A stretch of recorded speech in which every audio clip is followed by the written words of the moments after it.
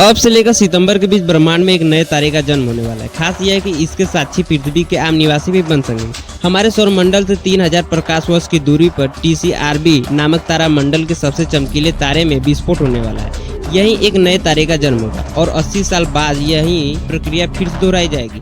इस विस्फोट की चमक को 3 रातों तक पृथ्वीवासी अपनी आंखों से देख सकेंगे। इस अद्भुत खगोलीय घटना का अध्ययन स्थानीय वैज्ञानिक भी कर रहे हैं। कोरोना बोरियलिस यानी उत्तरी मुकुट तारामंडल में लगभग हर 80 साल में यह विस्फोट देखा जाता है। इसे वैज्ञानिक भाषा में नोवा कहा जाता है। इस जोरदार धमाके की चमक हजारों प्रकाश वर्ष की दूरी से देखा जा सकता है। टी कोरोना बोरियलिस यानी उत्तरी मुकुट तारामंडल में लगभग हर 80 साल में यह विस्फोट देखा जाता है। इसे वैज्ञानिक भाषा में नोवा कहा जाता है। इस जोरदार धमाके की चमक हजारों प्रकाश वर्ष की दूरी से दिखाई देता है। इस बार भी 3 दिन इसे नंगी आंखों से और 7 दिनों तक उत्तरी आसमान में दिखाई देगा विस्फोट। इसे टेलीस्कोप की मदद से देखा जा सकता है। नासा के साथ ही दुनिया भर के स्पेस एजेंसियां इस पर नजर बनाए हुए हैं। तो BHU के डॉक्टर कुंवर अलकेंद्र प्रताप सिंह और युवा खोलविद वेदांत पांडे भी इस खगोलीय घटना के इतिहास और भविष्य का अध्ययन कर रहे हैं।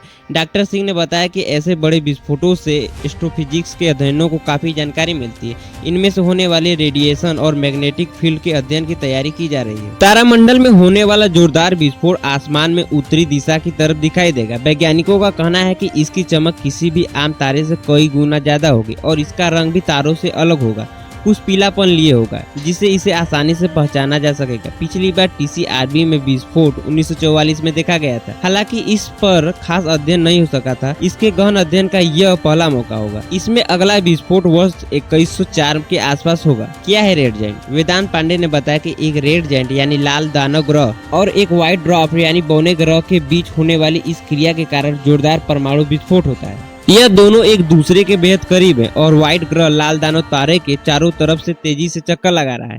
इस चक्कर के कारण एक डिस्क का निर्माण होता है। तापमान बढ़ने के कारण जोरदार विस्फोट होता है और इसके निकलने वाली चमक और ऊर्जा अनंत अंतरिक्ष में तारा, ग्रह, चंद्रमा, धूमकेतु आदि खगोलीय पिंडों में फैल जाता है। लाल दानव और सफेद बौना तारों की यह अगला स्टेज होता है। अपनी ऊर्जा से प्रकाशित हमारे सूर्य जैसा भी तारा जब अत्यधिक परमाणु विस्फोट के कारण गर्म हो जाता है तो यह फैलने लगता है। चारों तरफ असीमित ऊर्जा के आवरण के कारण यह लाल दिखाई देता है, जिसकी वजह से इसे लाल दानव का नाम मिला।